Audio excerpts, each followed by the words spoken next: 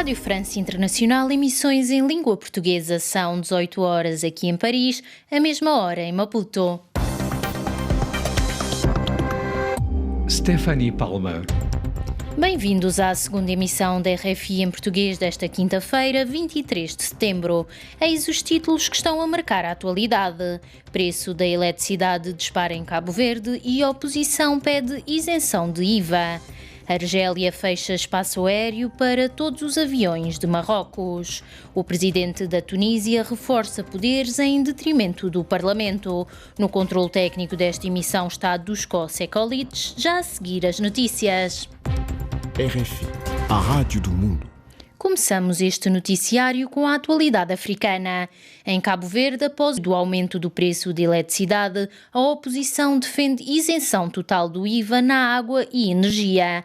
O primeiro-ministro anunciou a redução do IVA dos 15% para 8% na eletricidade e água, e a tarifa social de energia vai passar dos atuais 30% para 50%. Mais pormenores com Odair Santos. A partir de 1 de outubro, a eletricidade e a água estão mais caras em Cabo Verde, com as tarifas a atingir um aumento até 37%. Para mitigar o impacto da variação dos preços na vida das famílias e das empresas, o primeiro-ministro Ulisses Correia Silva já anunciou a redução do IVA na eletricidade e água. O IVA sobre eletricidade vai passar de 15% para 8%. Esta medida tem impacto sobre as tarifas e constará do Orçamento de Estado para 2022, que brevemente será entregue no Parlamento. A tarifa social de energia passa de 30% para 50%. O maior partido da oposição em Cabo Verde, o PICV, através do seu líder interino, Rui Semedo, defende a isenção total do IVA na água e na eletricidade. Tendo em conta o contexto da crise, de aumento de preço de vários produtos de primeira necessidade,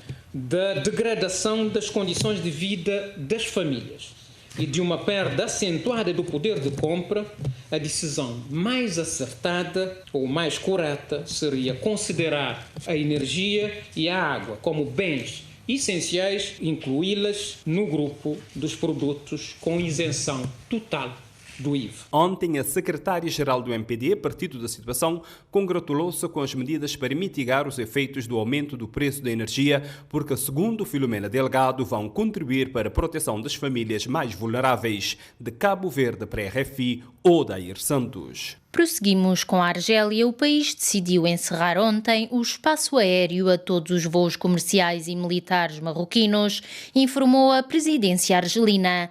Em entrevista à RFI, Rui Neumann, jornalista radicado em França e especialista em assuntos africanos, explicou-nos as origens destas tensões.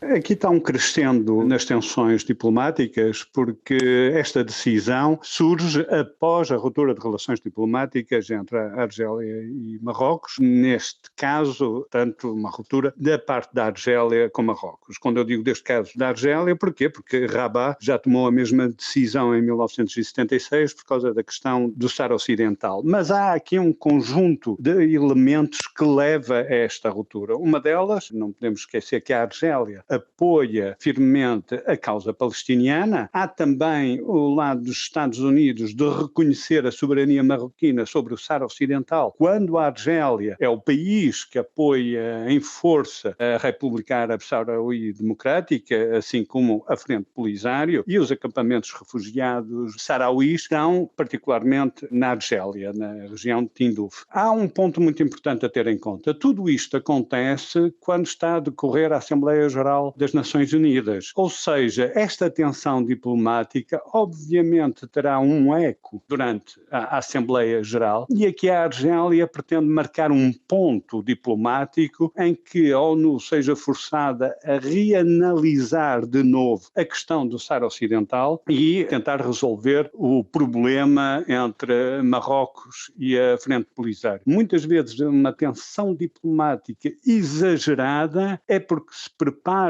na antecâmara uma resolução imediata com o mesmo efeito espetacular, diplomaticamente falando, nas relações.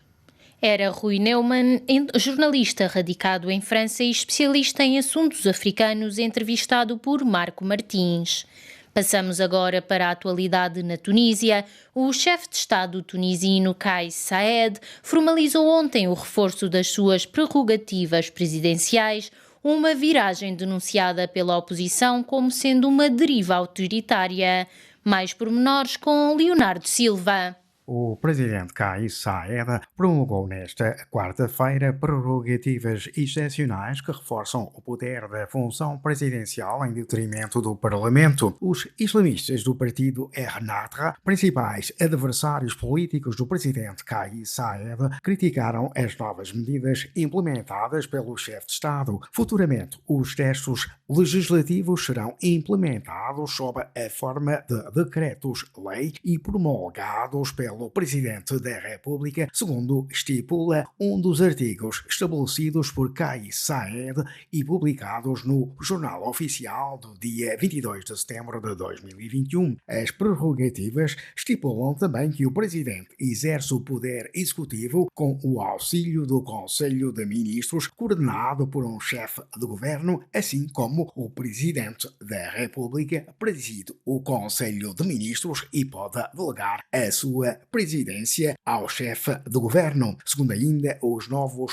poderes promulgados, o presidente Kais Saied tem o direito de indicar e demitir ministros, diplomatas em missão no estrangeiro, bem como efetuar nomeações para a alta função pública.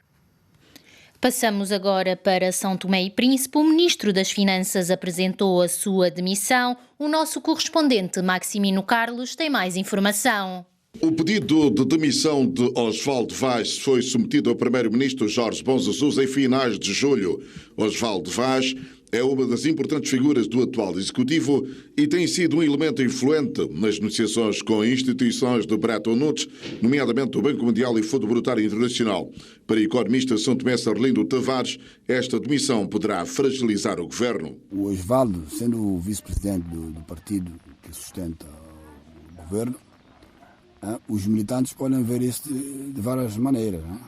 Primeiro, os militantes podem ver que vai fragilizar o governo, por ter em conta a posição do ministro Osvaldo Vaz, como vice-presidente, saindo do governo, fragiliza o governo. Por outro lado também, pode ser que haja um outro elemento dentro do partido que venha a reforçar, a dinamizar a governação. Questionado sobre como a questão poderá ser encarada no interior do MLSTP-PST, partido maioritário no poder, Arlindo Tavares referiu. Eu vejo que uma situação normal, é um ministro que para o seu afastamento, uma situação normal, eu acho que há sempre alguém que possa substituí-lo. O substituto de Osvaldo Vaz estará incluído na remodelação anunciada pelo Primeiro-Ministro após a posse do Presidente eleito da República. Maximino Carlos, São Tomé, RFI. Praia 99.3 FM. Passamos agora para a atualidade internacional. Emmanuel Macron, presidente francês, e Joe Biden, presidente norte-americano, falaram ontem ao telemóvel e combinaram encontrar-se em outubro para falar sobre a crise dos submarinos. O problema da estratégia geopolítica da França prende-se com a falta de improvisação do governo, aponta o economista Pascal de Lima. Para a França é o grande vazio, perder esse contrato económico de 50 mil milhões de euros. Eu acho que é o primeiro contrato ao nível dos impactos económicos, mas isso tudo era possível antecipar isso. Eu acho que o Macron sabia já há 6 meses que esse problema ia acontecer e portanto, o problema é a falta de antecipação, a improvisação constante do governo francês. Bem, é outra questão, mas claro que é uma perda enorme no sentido económico, no sentido da influência geopolítica da França e sobretudo no sentido que a França agora está totalmente afastada, porque nem tem a ajuda dos europeus, dos alemães e dos suecos, que estavam em concorrência nesse domínio, e nem tem, claro, a ajuda de um aliado histórico que é os Estados Unidos. E como é que fica esta aliança histórica entre a França e os Estados Unidos? Muito fraca agora. Eu acho que a França tem medidas de retorções, mas agora é um pouco tarde.